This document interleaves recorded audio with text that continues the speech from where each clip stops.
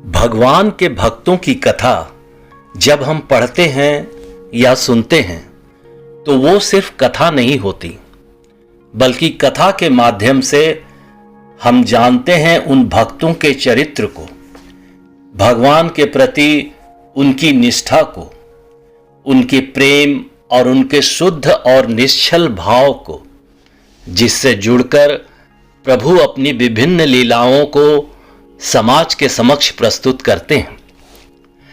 आज के आधुनिक और वैज्ञानिक युग में भी हम अगर सिर्फ बुद्धि के दृष्टि से उन लीलाओं को परखेंगे तो वो हमें चमत्कारिक या जादुई कथा का ही आभास देंगी। अतः भक्तों के चरित्र को सुनने और समझने के लिए हमें भी अपनी तार्किक बुद्धि को, स्वभाव को ताक पर रखकर सिर्फ विश्वास और भाव का ही सहारा लेना होगा। तभी हम उन चरित्रों को समझ भी पाएंगे और उनको अपने जीवन में उतार भी पाएंगे। आज हम जिस चरित्र के बारे में जानेंगे वो चरित्र है संत सखुबाई का। सखुबाई भगवान विट्ठल यानी श्री कृष्ण जी की परम भक्त थी। महाराष्ट्र राज्य में हुए भगवान के प्रसिद्ध भक्तों में उनकी गिनती की जाती है। महाराष्ट्र में करहाड़ नामक एक स्थान है जो कृष्णा नदी के तट पर बसा हुआ है। वहां एक ब्राह्मण परिवार रहा करता था।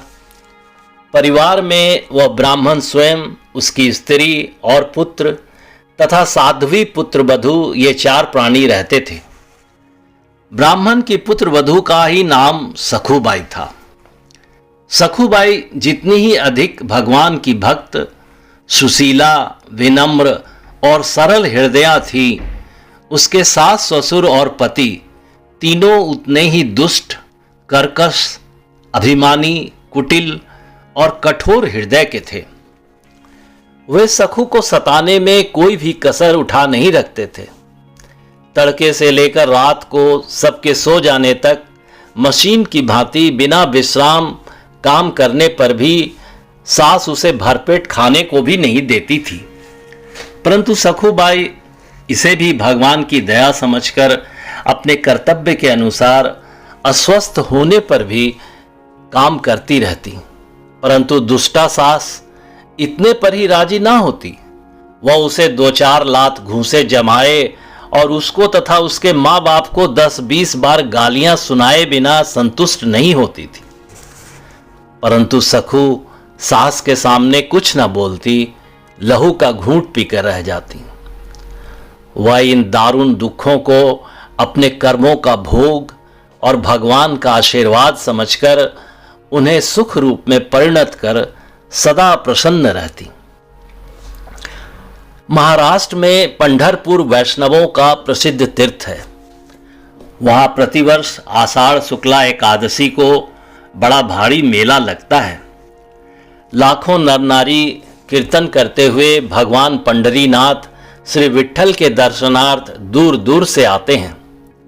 सखु ने देखा कि इस बार कुछ यात्री करहाड़ की तरफ से होकर पंढरपुर मेले में जा रहे थे।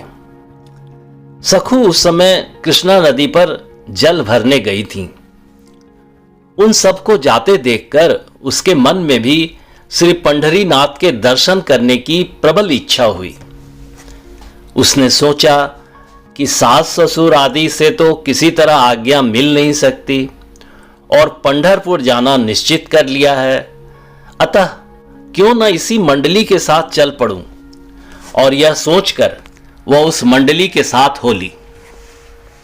मगर दुर्भाग्य से उसकी एक पड़ोसिन ने यह देख लिया और सब समाचार उसकी दुष्टा सास को जा सुनाया।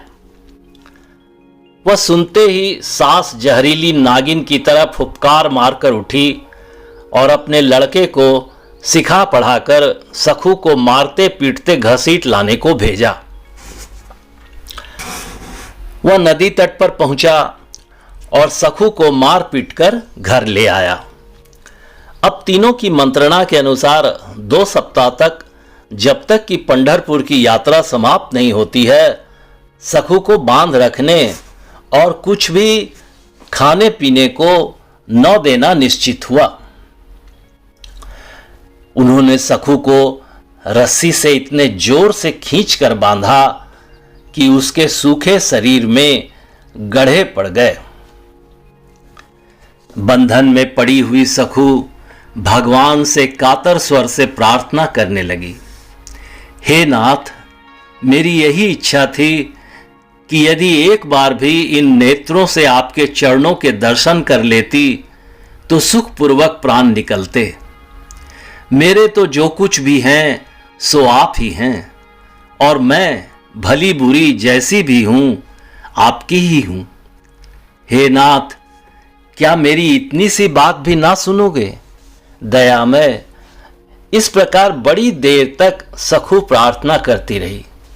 भक्त के अंतस्थल की सच्ची पुकार कभी व्यर्थ नहीं जाती, वह चाहे कितनी ही धीमी क्यों न हो। त्रिभुवन को भेद कर भगवान के कर्ण छिद्रों में प्रवेश कर ही जाती है और उनके हृदय को उसी क्षण द्रवीभूत भी कर देती है।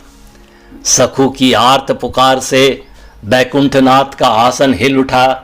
वे तुरंत एक सुंदर स्त्री का रूप धारण कर उसी क्षण सखू के पास जाकर बोले, बाई, मैं पंढरपुर जा रही हूं, तू वहां नहीं चलेगी? सखू ने कहा, बाई, मैं जाना तो चाहती हूं, पर यहां बंध रही हूं। मुझ पापिनी के भाग्य में पंढरपुर की यात्रा कहां है? यह सुनकर उन स्त्री वेशधारी भगवान ने कहा, बाई, मैं तेरी सदा सहचरी हूं, तू उदास मत हो। तेरे बदले मैं यहां बंध जाती हूं। यह कहकर भगवान ने तुरंत उसके बंधन खोल दिए और उसे पंढरपुर भेज दिया। आज सखू का केवल यही बंधन नहीं खुला, उसके सारे बंधन सदा के लिए खुल गए। वह मुक्त हो गई। इधर सखू का वेश धारण किए नाथ बंधे हैं। सखू के सास ससुर आदि आते हैं और बुरा भला कहकर चले जाते हैं, और भगवान भी सुशीला वधू की तरह सब कुछ सह रहे हैं। इस प्रकार बंधे हुए पूरे 15 दिन हो गए। सास ससुर का दिल तो इतने पर भी नहीं पसीजा, पर सखू के पति के मन में यह विचार आया कि पूरा एक पक्ष बिना कुछ खाए पिए बीत गया, कहीं यह मर गई तो हमारी बड़ी फजीहत होगी। अतः वह पश्चाताप करता हुआ सखू वेशधारी भगवान के पास पहुंचा और सारे बंधन काटकर क्षमा प्रार्थना करके बड़े प्रेम से स्नान भोजन आदि करने के लिए कहने लगा। भगवान भी ठीक पतिव्रता पत्नी की भांति सिर नीचा किए खड़े रहे। वह सखू के आने के पहले ही अंतर्ध्यान होने में उसकी विपत्ति की आशंका से सखू के लौट आने तक वहीं ठहरे रहे। उन्होंने स्नान करके रसोई बनाई और स्वयं अपने हाथ से तीनों को भोजन कराया। आज के भोजन में कुछ विलक्षण स्वाद था। भगवान ने अपने सुंदर व्यवहार और सेवा से सबको अपने अनुकूल बना लिया। इधर सखूबाई पंढरपुर पहुंचकर भगवान के दर्शन करके आनंद सिंधु में डूब गई। वह यह भूल गई कि कोई दूसरी स्त्री उसकी जगह बंधी है।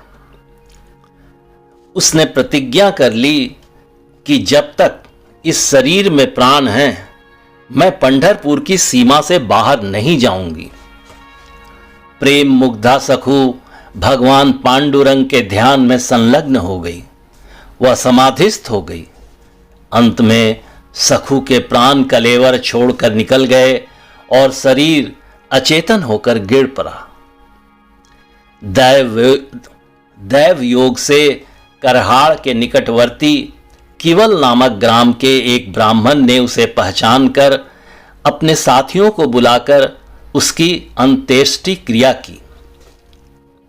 इधर अब रुक्मिणी जी ने देखा कि सखू तो यहां मर गई, और मेरे स्वामी इसकी जगह बहू बने बैठे हैं। मैं तो अनायास ही फंस गई। यह विचार कर उन्होंने शमशान में जाकर सखू की हड्डियां बटोरकर उसमें प्राण संचार कर दिया। सखू नवीन शरीर में जीवित हो गई। जो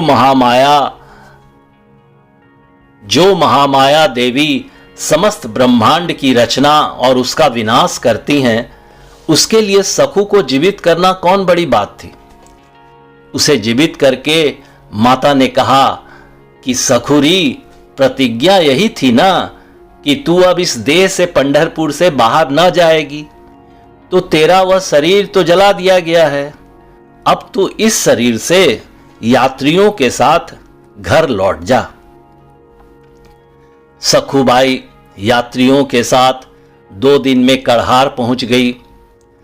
सखू का आना जानकर सखू वेशधारी भगवान नदी तट पर घड़ा लेकर आ गए और सखू के आते ही 2-4 मीठी मीठी बातें बनाकर और घड़ा उसे देकर अदृश्य हो गए। सखू घड़ा लेकर घर आई और अपने काम में लग गई, परंतु अपने घर वालों का स्वभाव परिवर्तन देखकर उसे बड़ा आश्चर्य हुआ।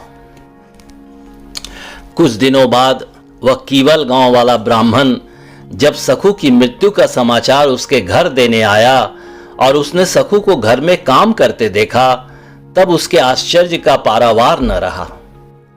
उसने सखू के सास ससुर को बाहर बुलाकर उनसे कहा, सखू तो पंढरपुर में मर गई थी, या कहीं प्रेत बनकर तो तुम्हारे यहां नहीं आ गई है। सखू के ससुर और पति ने कहा, वह तो पंढरपुर गई ही नहीं, तुम कैसी बातें कर रहे हो। ब्राह्मण के बहुत कहने पर सखू को बुलाकर सब बातें पूछी गईं। तब उसने भगवान की सारी लीला कह सुनाई। सखू की बात सुनकर सास ससुर और पति ने बड़े पश्चाताप के साथ कहा, निश्चय ही यहां बंधने वाली स्त्री के रूप में साक्षात लक्ष्मीपति ही थे। हम बड़े नीच और कुटिल हैं जो हमने उन्हें इतने दिनों तक बांध रखा और उन्हें नाना प्रकार के क्लेश दिए। तीनों के हृदय अब बिल्कुल शुद्ध हो चुके थे। अब वे भगवान के भजन में लग गए और सखू का बड़ा ही उपकार मानकर उसका सम्मान भी करने लगे। इस प्रकार भगवान की दया से अपने सास ससुर और पतिदेव को अनुकूल बनाकर सखूबाई जन्म भर उनकी सेवा करती रही और अपना सारा समय भगवान के नाम स्मरण, ध्यान, भजन आदि में बिताती रहीं। बोलिए भक्त वत्सल भगवान की जय। संत शिरोमणि सखूबाई की जय। जय राधे, जय जय श्री राधे। आशा करता हूं ये छोटी सी कहानी आपको जरूर पसंद आई होगी। इस कहानी पर आपकी क्या राय है हमें कमेंट करके जरूर बताइए। कहानी पसंद आई हो तो लाइक और शेयर करना बिल्कुल भी ना भूलिए। चैनल पर नए हैं तो चैनल को सब्सक्राइब जरूर कीजिए। आपका कहानी सुनने के लिए बहुत बहुत धन्यवाद।